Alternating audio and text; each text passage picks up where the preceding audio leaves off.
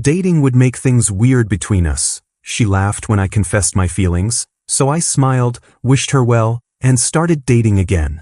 2 years later, she's sliding into my DMs while I'm posting anniversary dinner photos with my girlfriend. For 18 months, Lily and I had this perfect Tuesday routine at Café Central near Union Square, where she'd order her oat milk cordido and I'd get my regular black coffee, and we'd spend an hour talking about everything from her graphic design projects to my latest marketing campaigns for tech startups. I thought we had something real building between us, the kind of connection where conversations flowed effortlessly and silences felt comfortable rather than awkward, so when I finally worked up the courage to tell her how I felt, I expected maybe some hesitation or concern about changing our dynamic, not what actually happened. "Lily, I've been thinking about this for months," I said, leaning forward across our usual table by the window, my heart hammering as I watched her scroll through design portfolios on her laptop. "I really care about you, and I think we could be something special together." She looked up briefly, let out this dismissive laugh that made my stomach drop, and said, "Dating would make things weird between us," before immediately returning to her screen like I just suggested we try a new coffee flavor instead of confessing my feelings. The casual cruelty of it hit me harder than any direct rejection would have. She didn't even consider the possibility long enough to offer a real response, just brushed off 18 months of what I thought was meaningful connection like it was an amusing but impractical suggestion. I sat there for another 10 minutes making awkward small talk while she continued working, feeling like an idiot for misreading every signal, every laugh, every text conversation that had stretched past midnight, and when I finally left that cafe, I knew something fundamental had shifted between us. That evening, scrolling through Instagram while nursing a beer and trying to process what had happened, I saw it. A photo Lily had posted 3 hours earlier of her and some guy with perfectly tousled hair and expensive camera equipment draped around his neck, tagged as "Adventures with my favorite photographer," with enough heart emojis to make the message crystal clear. The timestamp showed she'd posted it while I was still sitting across from her, probably while I was stumbling through my confession, and when I clicked on his profile, I found 3 months of photos documenting their relationship, hiking trips, gallery openings, intimate dinners at places I'd suggested we try together but she'd always said were too expensive. Trevor Chen, professional photographer, the kind of guy who made living in San Francisco look effortless and artistic, everything I apparently wasn't. The realization that she didn't find dating risky, she just found dating me laughable, burned worse than the original rejection, and as I sat there looking at photos of them exploring the city I'd lived in for 6 years, I opened my laptop and started researching marketing positions in Nashville, where my company had been talking about expanding into the music industry for months. The strategic withdrawal started immediately. I began declining our Tuesday coffee dates with carefully crafted excuses about increasing work demands and a major campaign for a tech startup that required extensive travel throughout the Bay Area. "Sorry, can't make it this week. The Zentech campaign is absolutely consuming my life," I'd text on Monday nights, watching her respond with disappointment but never suspicion, and within 3 weeks I'd created enough professional distance to make my next move without anyone questioning the timing. Bluegrass Creative, a Nashville agency specializing in country music marketing, had been on my radar for months, and when I reached out about their senior marketing consultant position, their enthusiasm for my digital campaign experience was immediately apparent during our video interview. "We've been looking for someone who understands both tech world metrics and creative industry relationship building," their creative director explained. "And your portfolio shows exactly the kind of innovative thinking we need to bridge traditional country music with modern digital platforms." The offer came within 48 hours, better salary, creative autonomy, and the chance to work with Grammy-nominated artists who actually valued marketing expertise instead of treating it as a necessary evil. When I announced my move during a farewell gathering at Fisherman's Wharf, watching the sunset paint the Golden Gate Bridge while our friend group processed the news, Lily's reaction was the first genuine emotion I'd seen from her since the coffee shop incident. "Wait, you're really leaving San Francisco?" she asked, her voice carrying something that might have been panic. "Does this have anything to do with our conversation?" I'd prepared for this moment, practicing the response until it sounded natural and unconnected to her rejection. "Actually, I've been pursuing this opportunity for months," I said smoothly. "The music industry has always fascinated me, and Nashville's becoming this incredible hub for creative marketing innovation."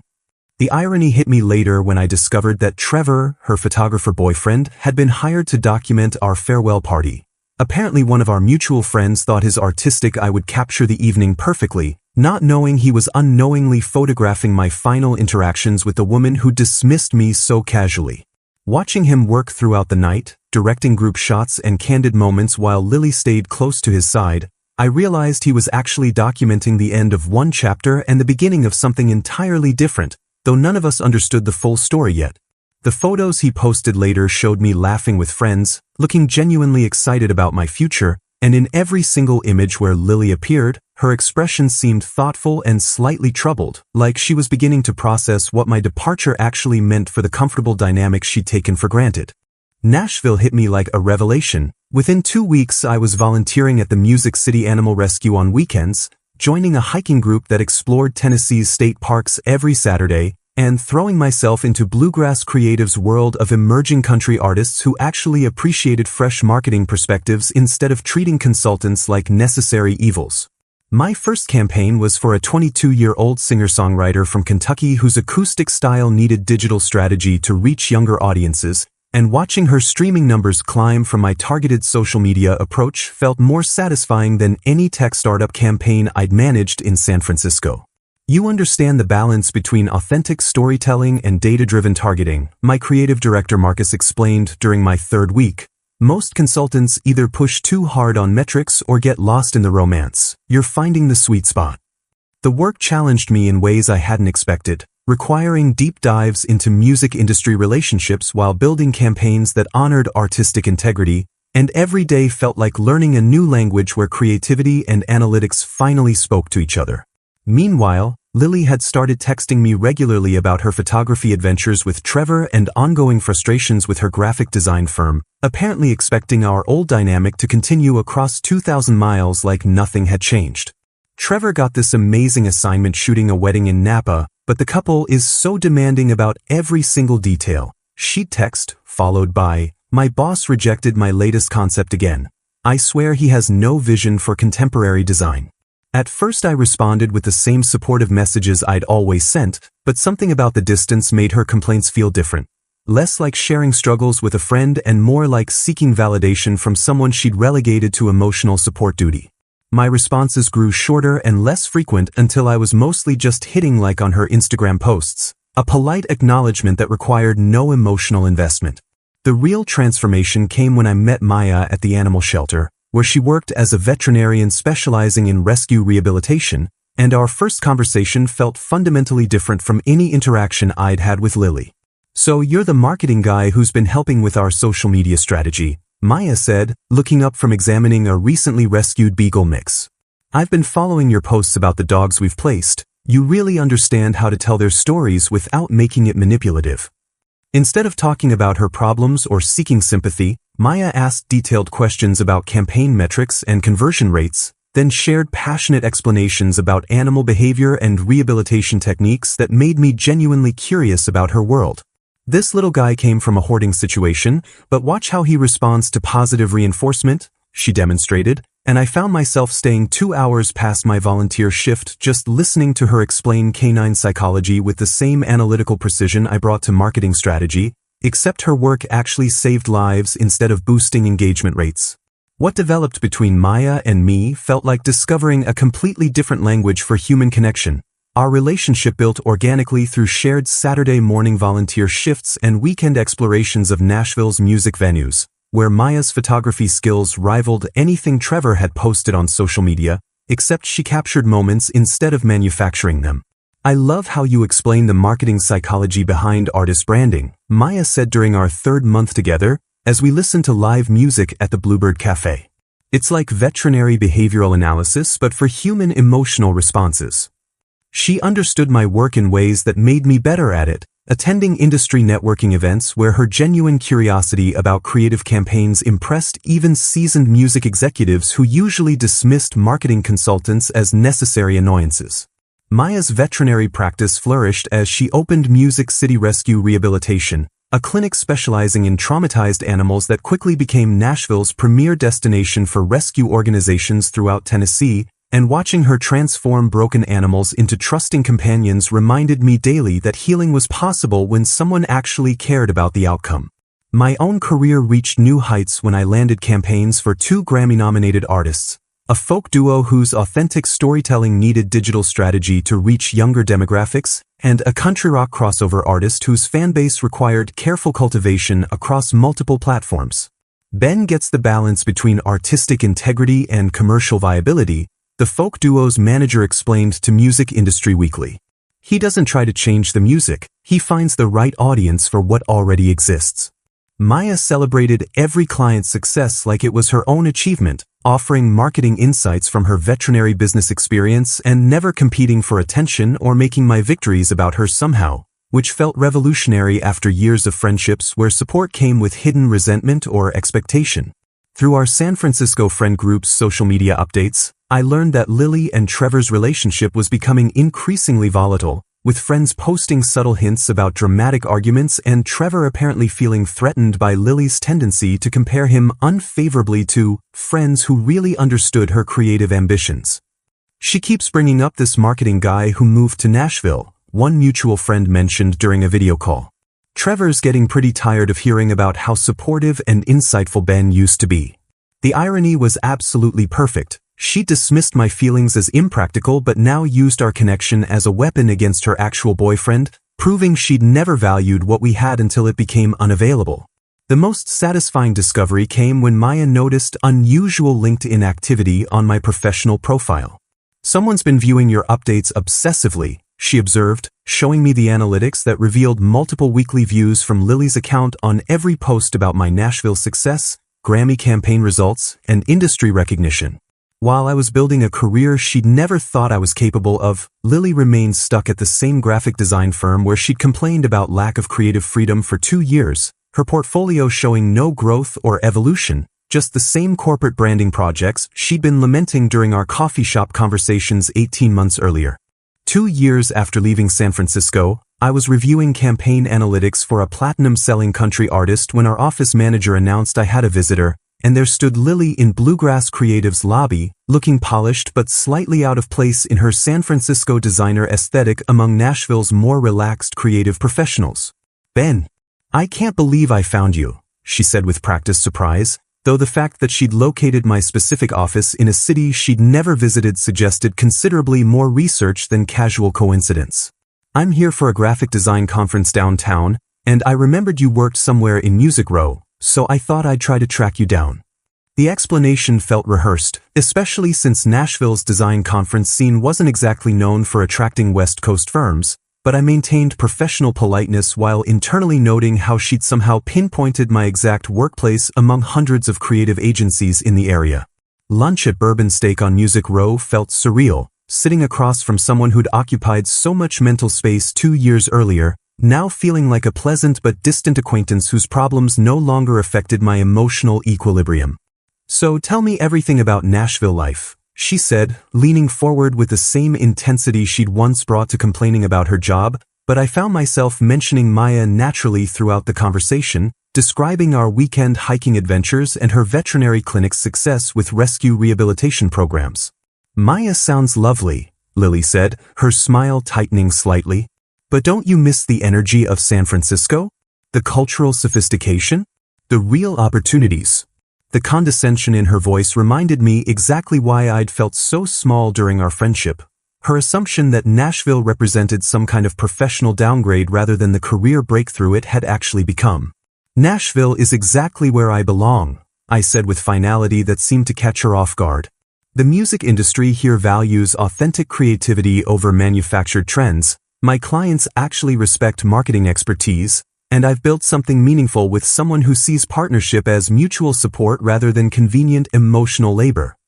Her face shifted through several expressions: surprise, calculation, something that might have been genuine regret, before settling on forced brightness as she realized my emotional distance wasn't strategic but complete. The text started that same evening, longer and more desperate than anything she'd sent during our friendship, filled with specific memories about our coffee shop conversations and increasingly transparent hints about reconsidering past decisions. "I've been thinking about what you said about creative collaboration, and I realize I might have been too quick to dismiss certain possibilities between us," read one message that arrived at midnight Nashville time. Remember how we used to talk for hours about the intersection of design and marketing? I miss having someone who really understood my artistic vision. When I responded with brief, polite acknowledgments that treated her messages like professional correspondence, she escalated to manufactured emergencies designed to force longer conversations. "Ben, I need your local expertise urgently," she texted one Tuesday morning. "My firm is seriously considering opening a Nashville branch, and they want me to lead the market research since I have connections here. Could we set up a call to discuss the creative landscape?" The desperation was almost painful to witness, but I'd learned enough about manipulation tactics to recognize the pattern, so I responded with clinical professionalism. "That sounds like a great opportunity for your firm. I'd recommend contacting the Nashville Chamber of Commerce for comprehensive market analysis. They have excellent resources for companies considering expansion." Her follow-up messages revealed the fabrication immediately, growing increasingly frantic as she realized I wouldn't be drawn back into the emotional dynamic she'd taken for granted, and I found myself feeling genuinely sorry for someone so unable to accept that some doors, once closed, don't reopen just because you finally decide you want to walk through them. Maya and I celebrated our 2-year anniversary at the Pinnacle, Nashville's most exclusive rooftop restaurant, with panoramic views of the city skyline that made the Cumberland River look like liquid gold in the sunset, and the timing felt beautifully symbolic, exactly 2 years to the day since my coffee shop confession to Lily. Except now I was toasting someone who'd chosen to build something real with me instead of dismissing the possibility with casual cruelty. I can't believe it's been 2 years since that first day at the animal shelter when you stayed 3 hours past your volunteer shift just to hear me explain canine behavioral psychology. Maya laughed, raising her champagne glass as downtown Nashville sparkled below us. "You looked so genuinely interested in the rehabilitation process that I knew you were either really passionate about animal welfare or completely smitten with the veterinarian." The custom rescue dog charm bracelet I'd commissioned from a local artisan sat perfectly on her wrist, each charm representing a dog we'd helped place in loving homes, with tiny engravings of their names and adoption dates that chronicled our shared mission of turning broken animals into trusting companions. I posted Instagram stories throughout the evening without thinking about who might see them, capturing Maya's radiant smile as she examined each charm, our champagne toast against the Nashville skyline, and her genuine excitement about the surprise weekend trip to Great Smoky Mountains National Park I'd planned for our actual anniversary celebration. My phone started buzzing with notifications before we'd even finished dinner. Congratulations from Nashville friends, heart emojis from Bluegrass creative colleagues, and surprisingly positive responses from San Francisco connections who'd followed my Nashville journey through social media updates. The celebration felt perfect until Maya's expression shifted while checking her own phone, her veterinarian composure cracking into barely contained laughter as she showed me a direct message that had arrived through Music City Rescue Rehabilitation's official Instagram account. "Hi there, I'm potentially interested in your pet services and wondering about your rehabilitation programs for anxious rescue dogs." The message read, posted from an account called @designlife_SF with no profile picture and 0 followers. "I'm particularly curious about your partnership with local marketing professionals and whether you offer consultation services for long-distance pet care planning." Maya's amusement was infectious as we analyzed the obviously fake inquiry that somehow knew specific details about our relationship and my profession, despite the account having no apparent connection to anyone we knew personally. "This person seems really interested in our partnership with local marketing professionals," Maya observed with scientific precision. "Almost like they're more curious about the marketing professional than the actual pet services." We started investigating and discovered that @designlife_SF was just one of several suspicious accounts that had been monitoring my social media activity, all created within the past 18 months and all following the same pattern of minimal followers, no original content, and obsessive viewing of my Nashville updates. The most entertaining discovery came when Maya suggested checking online reviews for my recent campaign work, where we found a series of anonymous 5-star reviews posted across multiple industry websites with suspiciously detailed praise that reference conversations only Lily would remember. Ben's understanding of the psychological dynamics between artist authenticity and audience connection shows the kind of deep insight that separates great marketers from merely competent ones. Read one review that quoted almost verbatim from discussions we'd had during our coffee shop meetings about emotional marketing strategies. His ability to bridge analytical thinking with creative intuition reflects years of thoughtful observation about human nature and artistic expression. The reviews were professionally written but revealed intimate knowledge of my working philosophy and personal approaches to campaign development that no random client would possess, creating a bizarre digital shrine to our former friendship that she'd apparently been maintaining while simultaneously trying to pretend she'd moved on from my departure. 6 months later, my assistant forwarded an email that arrived through Bluegrass Creative's official business channels with the subject line, "Strategic Partnership Opportunity from West Coast Design Solutions." A formal business proposal from Lily's San Francisco firm offering to create marketing materials for my Nashville clients at 30% below market rates. "We believe our aesthetic sensibilities would complement your campaign strategies beautifully," the proposal read with corporate polish. "And we'd like to specifically request Lily Chen as lead designer for all projects, given her familiarity with your creative vision and collaborative working style." The transparency was almost impressive. She'd crafted a professional document designed to force regular contact under the guise of business necessity, complete with projected timelines that would require weekly video conferences and detailed creative consultations spanning months. I forwarded the entire proposal to our legal department with a note about potential conflict of interest concerns, then sent a brief response declining their services due to existing vendor relationships with local Nashville firms who understood country music industry aesthetics. "Thank you for thinking of Bluegrass Creative, but we've built strong partnerships with Tennessee-based designers who specialize in music industry branding." Lily's response arrived within hours, no longer disguised as corporate correspondence but clearly personal despite coming through business email channels. "Ben, I think there might be some miscommunication about the scope of what we're offering," she wrote. "Maybe we could schedule a video call to discuss how this partnership could benefit both our companies? I have some ideas for collaborative brainstorming sessions that could really elevate your campaign work."